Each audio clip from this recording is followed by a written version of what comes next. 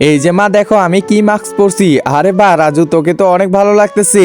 হ্যাঁ আমাকে তো ভালো লাগবেই। এখন তাড়াতাড়ি যাই আমার জন্য কিছু একটা বানাই নিয়ে আসি। এই তো ফ্রিজ থেকে বের করে আনলাম লেবু। এবার এটা এখানে দিয়ে দিব পানির মধ্যে, এরপর চিনি দিয়ে ভালো করে মিক্স করে নিব।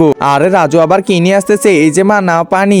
আরে কি ব্যাপার, তুই আবার শরবত বানাইছিস? দেখি তোর রান্নাঘরের কি অবস্থা করছিস, দেখি তাড়াতাড়ি। আরে কি ব্যাপার, রান্নাঘরের এই কি অবস্থা করছিস? সব ছিটামিটা শেষ করে ফেলছিস। যা এগুলো ঠিক কর আগে। গ্লাস পানি বানানোর জন্য এত কিছু, তাড়াতাড়ি ঠিক করে নি, না হলে তো মা আবার বকা দিবে। এই তো সবকিছু ঠিকঠাক করা হয়ে গেছে, এখন দিয়ে আসি। না না এটা দিব না, আমি এটা এখানে ঢেলে দিব। এই তো ঢেলে দিলাম, ভালো কাজ করছি।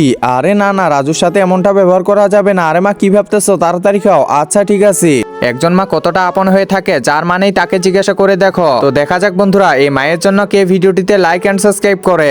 আর যারা মাকে ভালোবাসো না তারা ভিডিওটি থেকে দূরে থাকো। আরে এটা তো অনেক স্বাদ করতেছে, তুইও খা। হ্যাঁ মা ঠিক আছে, আসলেই অনেক স্বাদ করতেছে।